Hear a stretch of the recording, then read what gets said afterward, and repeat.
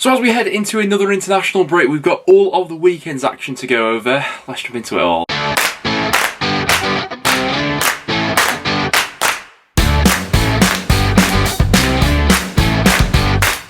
Guys, welcome back to another video on the channel. Loads to discuss in today's video. We'll be going over all the Championship action and FA Cup action from this weekend, and as always I want to get your guys' thoughts on everything in the comments down below. Also, as we are now heading into another international break, if there is any content that you'd like to see on the channel over the next couple of weeks, do get your suggestions for that down below. But without any further ado, let's hop into these matches. And so starting out with the first early kickoff, we had Derby drawing 1 apiece with Coventry, which is quite the unhelpful result for both teams really, with the games rapidly running out at this point in the season. At the end of this weekend, Derby are now 8 points off survival, which is quite the dent, obviously, given Reading won this weekend and Coventry found themselves 6 points off the top 6 themselves. Both teams had, moments on top throughout this match. The link-up play for the Matty Godden goal between him and O'Hare was absolutely fantastic, and from that point onwards I thought that Coventry might have gone on to get that second goal. Bit of controversy with the Tom Lawrence penalty. To be fair to the referee, and though we have given them a bit of flack throughout the season and stuff like that, in real time, sort of when I was watching it and things like that, I did think that that looked a penalty, but once you look back on the replays, the slowed down version and things like that, it was incredibly soft. But Lawrence made no mistake from the spot, and Coventry, had that fantastic chance to win it with Gyökeres, but just wasn't to be for them. So yeah, at this point in the season, a draw really doesn't do either of these sides any good. We said going into this game in the preview that Derby's survival or not this season was all going to depend on their home form staying as consistent as it has been, and we need to see some sort of an uptrend in terms of their away form, and dropping points in these sort of matches, yeah, just leaves them looking like with a bit too much work to do from now until the end of the season. And for the other early kick-off on Saturday, we had Sheffield United going up against Barnsley. Sheffield United getting back to winning ways in this one, and to be honest, it was Barnsley who started this game out as the better side, and for the first 45 minutes Sheffield United looked like they were sleepwalking into a potential upset for this one, but second half they managed to up the ante a little bit, even when Barnsley probably should have been ahead going into that second half. Sander Berge notched in as players were queuing up at the back post, and then Morgan Gibbs-White, after a nice flick from Ollie McBurney, made it 2. So yeah, not the best weekend for Barnsley and Derby in the bottom 3, especially with Reading of course winning. It does, however, incredibly sort of magnify the importance on that game after the international break for Barnsley up against Reading. There's currently a 5-point gap there.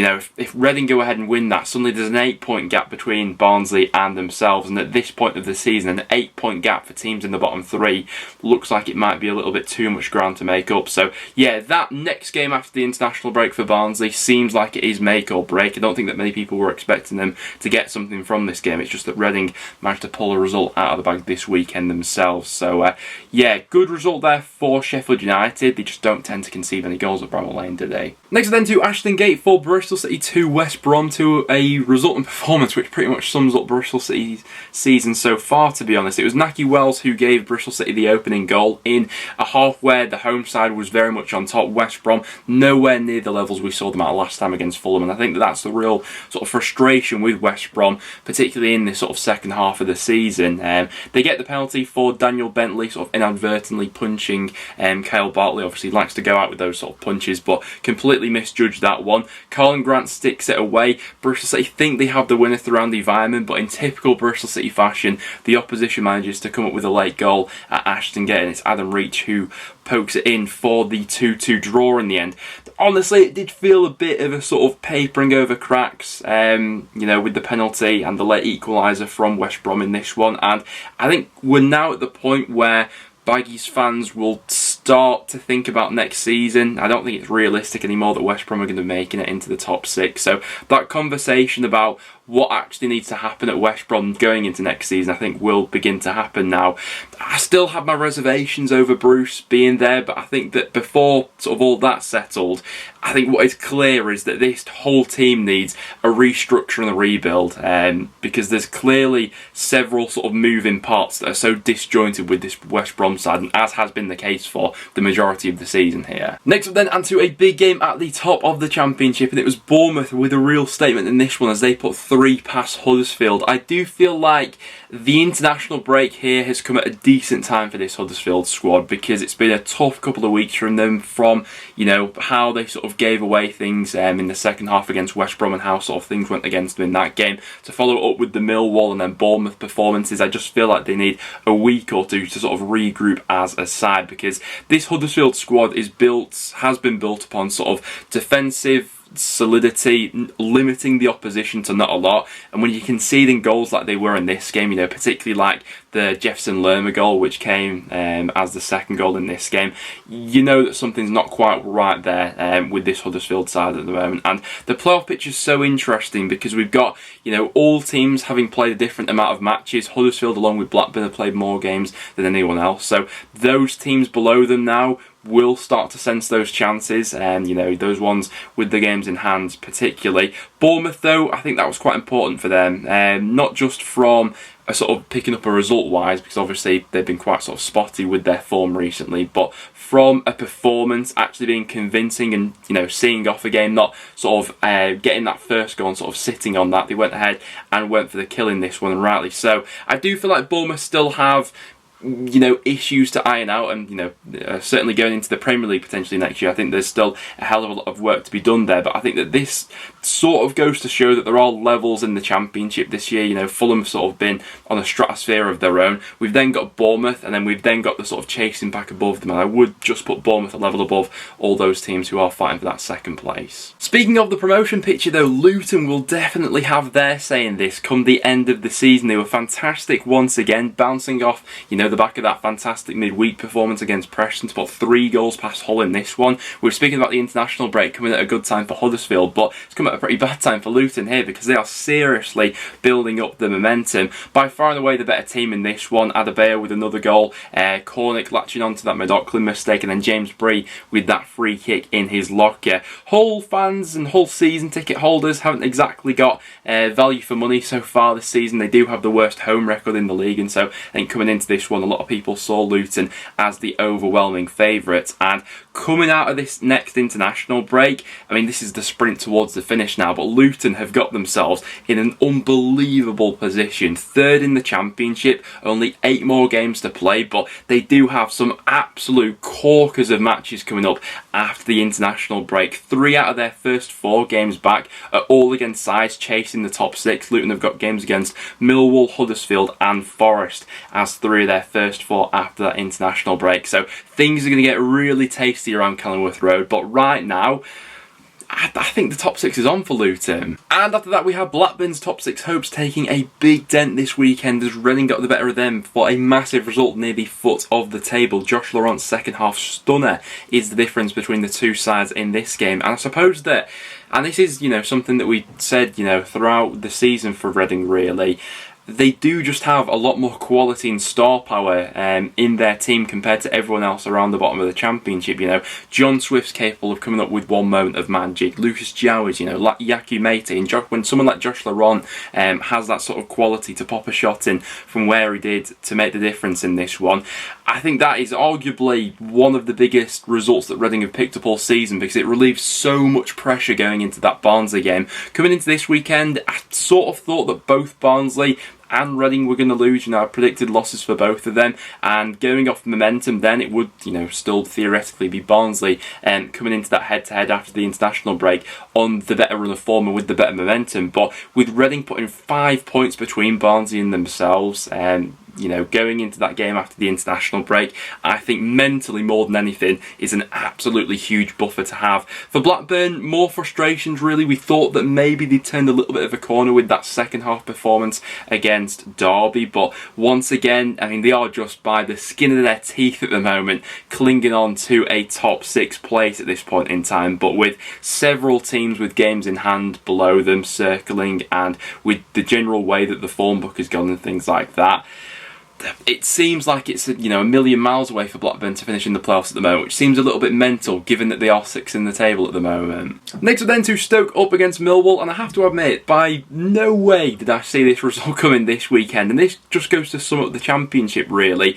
The teams in mid-table who are sort of in limbo at this point, who aren't going to go down and aren't going to go up, are probably the most unpredictable to go ahead and preview at the moment, but everything seemed written in the stars for Millwall to win this game on the longest unbeaten run in the Championship, coming up against a desperately out of form Stoke side, and the fact that it was Gary Rowett returning to Stoke with a bit of a point to prove. But I think that Millwall would have been a little bit disappointed by way of how Stoke's goals came around, both of them coming from set piece situations. They'll have known it wasn't their day when Jade Wallace couldn't convert from the penalty spot as well. But fair play to Stoke, it does take a little bit of the pressure off Michael O'Neill coming into this next international break, and just gives Millwall a little bit of a chance to have a little bit of a reset, because all the good work that they have done over the past few months certainly shouldn't be undone because of one slack performance in this one. We had Swansea against Birmingham playing out the only goalless draw of the weekend, but to be honest, I've got no idea how either team didn't hit the back of the net in this one, particularly Birmingham, who created, I think, 5 big chances in this game.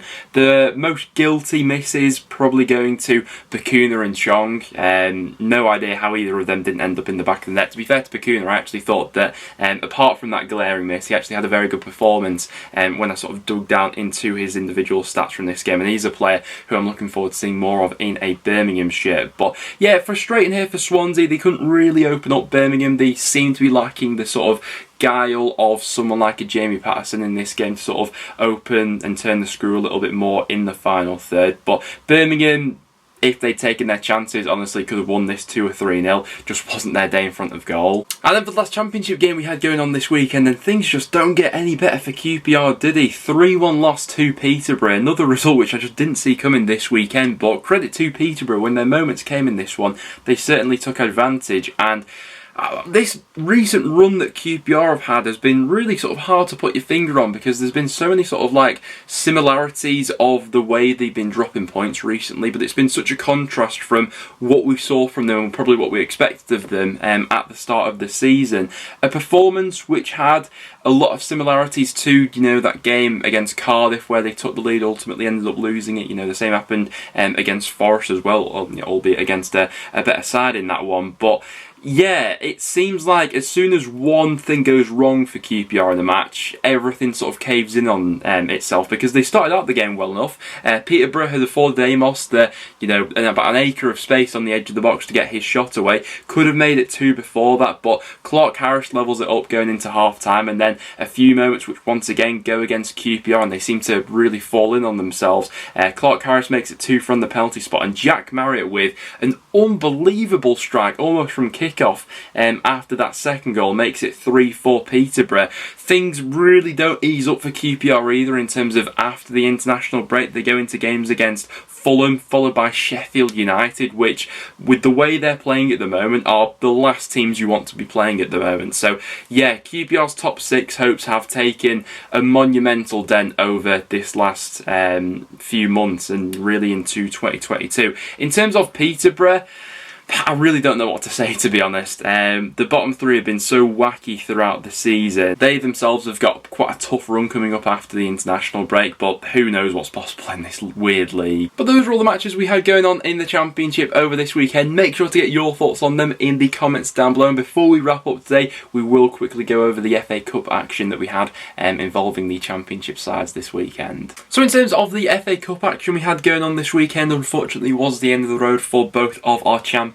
sides. We'll quickly touch on both of them. First of all, Middlesbrough up against Chelsea, and to be fair, it's a testament to how good Middlesbrough have been, especially at home, with how strong Chelsea actually went in terms of their lineup for this one. Certainly weren't taking things lightly. Listen, we all know as Championship fans how good someone like Mason Mount is, involved in both goals, setting up the first one for Lukaku, and then Ziyech with that brilliant finish for the second one, which came from outside the box. I think a lot of the problems that Chelsea were causing were coming down their right hand side.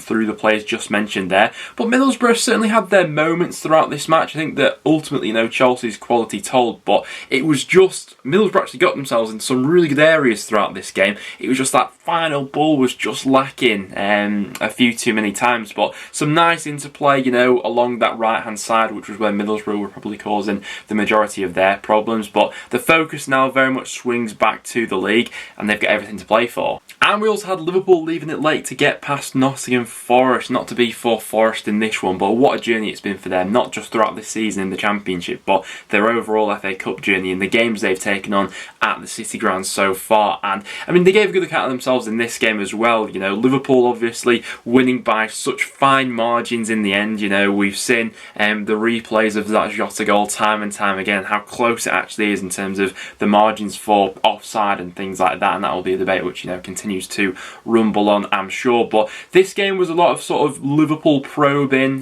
probably should have been ahead at one point, but Forest managed to just about deal with their threats. And to be fair to Forest, they had chances themselves. You know, whenever they would get into their Liverpool half, there'd be a roar from the crowd, and Zinkernagel obviously having the best chance to put them ahead, but it just wasn't to be in the end. So good run in the cup for Forest nonetheless. Now the attention will turn back to the league after this international break. Well, there we have it, guys. That will wrap it up for today's video. Really enjoyable weekend of Championship football. I think I was stress-free this weekend because Preston weren't in action, but plenty of twists and turns. And like I mentioned at the start of the video, if there is anything else that you'd like to see on the channel over the international break, then do get your suggestions down below. I've got some interesting videos lined up for the next week or so, which I'm interested for you guys to see. But apart from that, thanks for watching. Make sure to leave a like if you did go on to enjoy, and do stick around and subscribe for some regular Championship content. Apart from that, thanks for watching, guys, and I'll see you all in the next one.